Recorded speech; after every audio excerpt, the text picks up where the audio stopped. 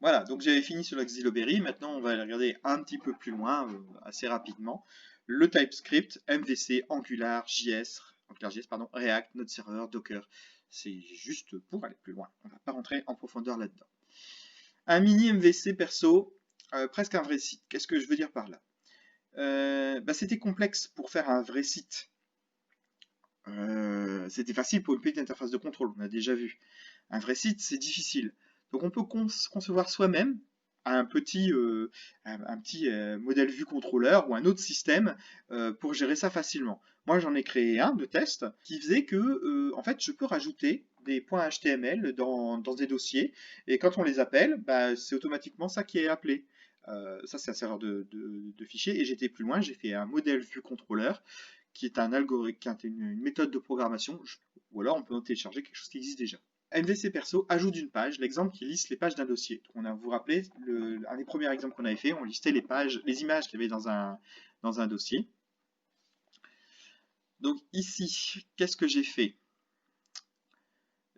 À gauche, vous avez un fichier qu'on crée dans un dossier. On crée le dossier qu'on appelle, je sais pas moi, index, hein, c'est l'index ça. Require fs et pass, on a besoin de ces deux-là, l'image de pass, et on écrit export.processRequest. Donc ça, c'est ce que j'ai fabriqué moi dans le MVC que je vous montre pas. Simplement, ça existe et on met juste export.processRequest égale fonction request res VM. Alors, vous verrez ce que c'est que VM après, hein, c'est vue modèle. On lit les images comme avant, ça je vous le redétaille pas. On écrit le rendu 200 normalement, res.writeN, et res.end, on va appeler un... Alors pardon, on n'écrit pas les données, on écrit juste l'entête pour dire que ça s'est bien passé. Et ensuite on appelle res.end avec un VM render. Donc VM, c'est le moteur de rendu, hein. C'est-à-dire qu'on ne cherche pas de l'aspect graphique. On a écrit un contrôleur, c'est-à-dire vraiment l'élément qui reçoit la requête et qui fait son travail. Vous n'avez pas vu, vous avez vu que j'ai pas mis de switch pour dire qu'est-ce qu'on m'a demandé, est-ce qu'on m'a demandé de faire telle ou telle chose. C'est le moteur qui s'occupe de ça. Moi, j'ai juste mis un truc qu'on peut appeler par exemple Toto dans un dossier, et quand j'appelle mon URL avec Toto, c'est ça qui va s'exécuter. Et c'est lui qui va me passer le VM qui correspond à Toto, la vue qui correspond à Toto. Donc c'est lui qui a fait tout le boulot. À côté, vous avez le fichier HTML qui va être dans un dossier à part. Hein, là, ce sera dans le dossier contrôleur. Là, on va avoir un dossier vue. Il y aura aussi un toto.html ou je ne sais plus ce que j'avais mis. Vous voyez, on a un doc HTML. On a dedans du HTML. Et vous voyez ce qui est en commentaire au milieu. C'est du code. Du code en commentaire. Accolade, et c'est du JavaScript, var r égale chaîne vide, for var i égale 0 to model.length, i++, et j'affiche un img class. Bref, c'est ce que j'avais avant dans la page telle quelle, sauf que ici je l'ai dans la page, dans le code source tel quel, là je l'ai dans un fichier à part où j'ai toute la présentation graphique. Ça veut dire que le contrôleur se charge de récupérer les données, il ne s'occupe pas de l'affichage, et la page HTML ici va s'occuper de l'affichage propre. Le code de base est beaucoup plus simple.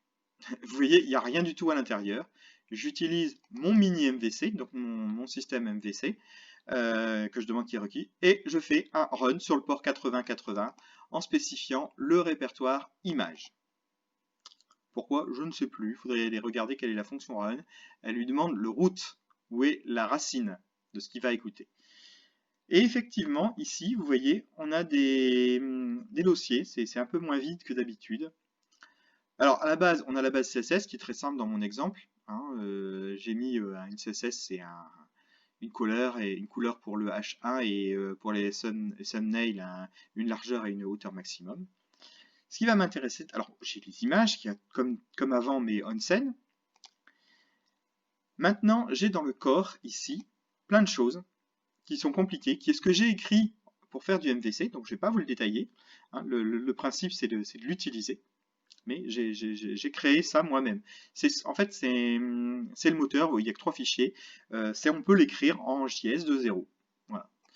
Et ce que j'ai intéressant, c'est les contrôleurs. C'est qui veut dire que ici, selon les adresses que je vais appeler, il va exécuter ces éléments-là. Prenons par exemple image contrôleur, image sans S, vous voyez, et ici image avec un S. Le image contrôleur, c'est quand on appelle l'URL en mettant /image à la fin. Il va aller chercher automatiquement un truc qui s'appelle image contrôleur dans ce dossier-là. Il n'y a pas à écrire de code qui fait switch machin, non, non, il va le chercher tout seul. Ce qui veut dire que si dans contrôleur, je rajoute toto.contrôleur.js et que je fais /contrôleur, enfin /toto sur mon URL, il ira chercher tout seul toto.contrôleur.js dans ce dossier-là. Il n'y a plus besoin de faire d'intégration avec des switches, ça se fait tout seul. Simplement, il y a un format à respecter à l'intérieur.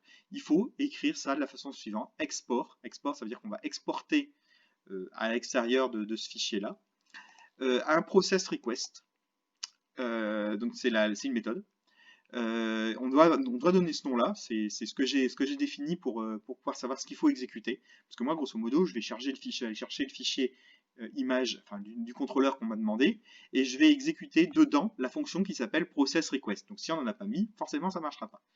Alors la process request, elle prend le rest VM, on l'a vu dans les exemples sur le PowerPoint, et vous avez vu le code déjà, donc là je lis le dossier. Pour chacun des fichiers, je vais vérifier que c'est un JPEG, je l'enregistre dans un tableau, et le rendu HTML va se faire avec mon view model. Qu'on va voir après. En fait, on peut le voir tout de suite, si vous voulez, hein, dans view model, ici dans view, il va trouver quelque chose qui a le même nom que le contrôleur. Donc image avec un S, image ici avec un S. Qu'est-ce qui est dedans? C'est du HTML. Sauf qu'à l'intérieur, on a donc ce fameux code qui fait une boucle pour faire l'affichage des images. Au passage, j'ai fait un truc un peu plus compliqué. J'ai inclus scriptslider.js, qui est une librairie JavaScript qui va me permettre de faire un slideshow sur les images. Elles vont passer les unes après les autres. Pardon, les unes après les autres. Elles vont se mixer. On va les mélanger et c'est un taquin. En fait, j'ai fait un jeu du taquin dans cet exemple-là. C'est pas vraiment le sujet de la vidéo. Là, ce qui est important, c'est surtout ici d'avoir affiché toutes les images. Je vais également aller regarder les autres contrôleurs. Le image contrôleur, par exemple, avec sans S, pardon. C'est celui qui va renvoyer une image. Donc ça va être, il va s'appeler image point d'interrogation et le nom du fichier. Donc il reçoit la request, on passe l'URL, on récupère le nom du fichier qui est demandé, on écrit en image JPEG, on lit le fichier et on renvoie les données. Voilà, et il n'y a pas de vue, bien sûr. Il n'y a pas de VM là de passer, je ne l'ai pas passé parce que c'est pas utilisé. On a le droit en JavaScript. Le CSS controller, c'est celui qui va me lire dans la base CSS, donc il n'y a pas de paramètres, il va me chercher le fichier base CSS et il renvoie avec le type text CSS. C'est pour ça que si je prends le image viewer, au début, on avait text/css à référence CSS tout court. On appelle la racine CSS. Et lui, il va aller chercher avec le contrôleur CSS ça. Et les images, vous voyez comment elles sont écrites, img class image, point d'interrogation file image, c'est le contrôleur image qui est ici. Il reste le contrôleur de script qui va juste charger le fichier de script. Donc là, vous avez ici du script et slider, et je vais chercher les données dans celui-là, comme on l'a déjà vu plein de fois. Il en reste un, le not found, parce que j'ai défini que si on demandait un truc qui n'existe pas, un contrôleur, on allait appeler le not found controller, qui écrit un 404 et qui rend la vue automatique, la vue not found. Voilà, avec du HTML, qui dit oups, il n'y a rien à trouver ici, et qui met un lien vers le retour, vers l'accueil. Voilà pour le mini MVC en JavaScript. Le TypeScript, c'est une surcharge du JavaScript. Parce que JavaScript, c'est bien, mais il y a des problèmes. C'est que, par exemple, il n'est pas compilé. Donc si on a mal écrit une variable, on s'en rend compte quand on l'exécute. Si par malchance, c'était dans une fonction qui se déclenche que dans des cas très particuliers et qu'on ne pense pas à faire ce test-là ou qu'on n'a pas de quoi le déclencher, c'est compliqué, on ne le saura pas. Et le moment où ça devra se déclencher pour de vrai, ça ne marchera pas. Ça permet également de créer des classes pour faire un modèle objet plus propre avec du typage. Si je crée une variable chaîne de caractères, je ne pourrais pas affecter un entier, alors qu'en JavaScript, je peux. Mais du coup, je peux me tromper. Là, ce sera vérifié. Donc la compilation, j'en ai parlé. Et l'ECMAScript 5 ou 6, c'est la version du JavaScript. On va pouvoir, juste par un fichier de config, dire si on veut générer du 5 ou du 6. Je vous ai mis un mini exemple. C'est pareil, c'est le MVC personnel, celui que j'ai fabriqué. C'est toujours l'exemple qui liste les images d'un dossier. Voilà à quoi il ressemble. Donc c'est un peu plus propre. J'importe des classes, c'est la même chose que les require. Hein. D'ailleurs, on en voit, hein, il y a des require et des imports. Ensuite, je fais un export class IMG controller qui implémente une interface iController. Et non plus, tout à l'heure, j'avais une méthode. Ça veut dire que iController, c'est une interface qui dit qu'est-ce que je dois mettre dans la classe pour que ça remplisse un contrat, en quelque sorte. Le contrat iController ici me dit que je dois avoir une méthode qui s'appelle processRequest obligatoire. Si je la mets pas, ça compilera pas. Ça me dira il faut processRequest. Et il sait que processRequest, ça a deux variables. Rec, enfin 3 pardon. Request, response et VM. C'est obligatoire. Si je mets pas ça, ça compilera pas. Et donc je pourrais pas exécuter. Donc je le sais avant même d'exécuter que ça va pas. Vous voyez également que les arguments là, rec, res et VM, ils ont un type. Rec, il est de type HTTP Server Request. Res, HTTP Server Response. Et VM, View Manager. C'est pas un choix. Si je les définis autrement, ça ne marchera pas. Il refusera de compiler. Le contenu, par contre, bah, il est pareil. Hein, fs.read, sauf que ici, il y a les types, quoi. Mais sinon, c'est pareil. Hein, on dit que c'est du file. Le modèle de données, il change pas. Et le rendu non plus. Voyons maintenant le mini MVC en TypeScript. Ça ne va pas changer grand-chose. Je vous remonte le startup, le démarrage. Il est un peu plus gros que le startup qu'on avait avant, mais c'est plus propre.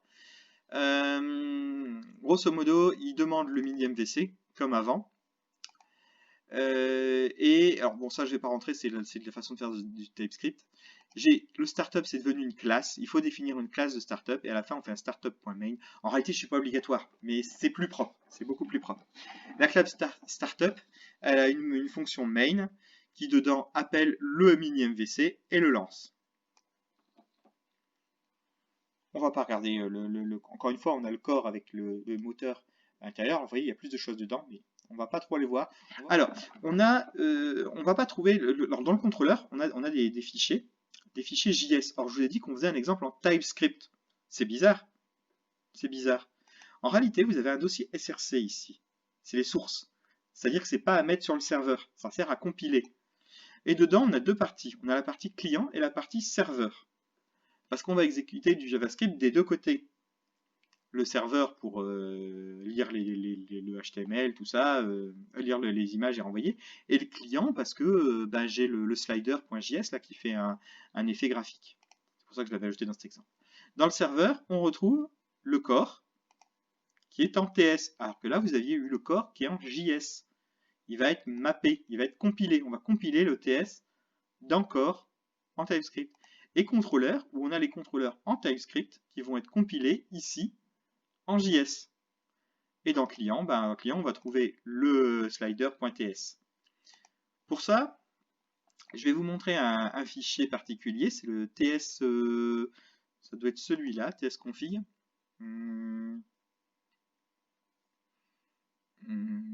Bof. Package tsconfig.json. Ah oui, c'est ça. On a le tsconfig, c'est le serveur, qui dit que on va compiler tout ce qui est dans src serveur. Et on va le ranger dans le répertoire point, donc à la racine. Donc contrôleur, ce sera le contrôleur de la racine, et ainsi de suite. Hein. Parce que src serveur, ici, là, dedans, on a contrôleur, donc on va le compiler à la racine.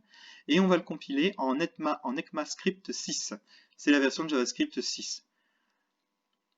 Et puis, alors source map, bon, je ne vais pas rentrer dans les détails. Ensuite, le tsconfig client.json, c'est la même chose qu'on va chercher dans src client, et on va le ranger, non pas à la racine, mais dans script.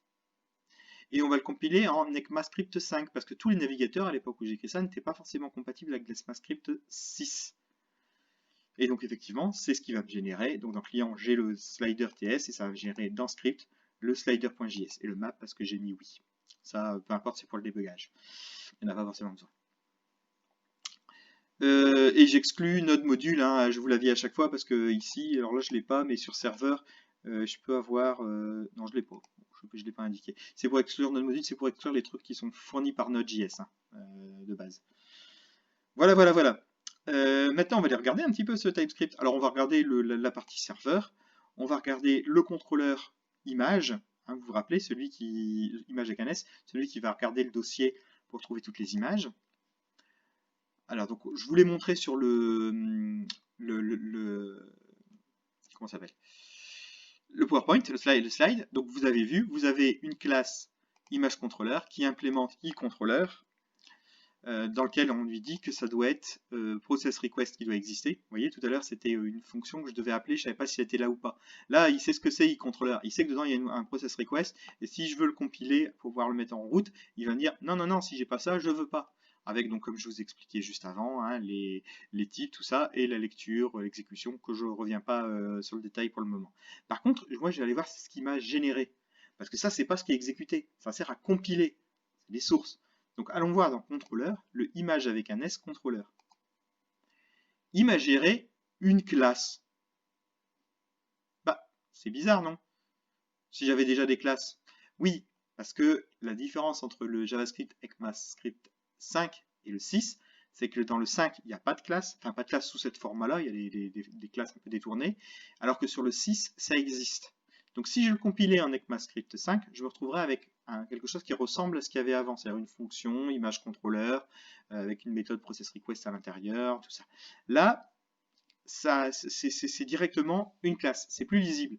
Allons voir rapidement sur le client que je compile en ECMAScript 5. Regardez, c'est une classe, slider, avec un certain nombre de choses dedans.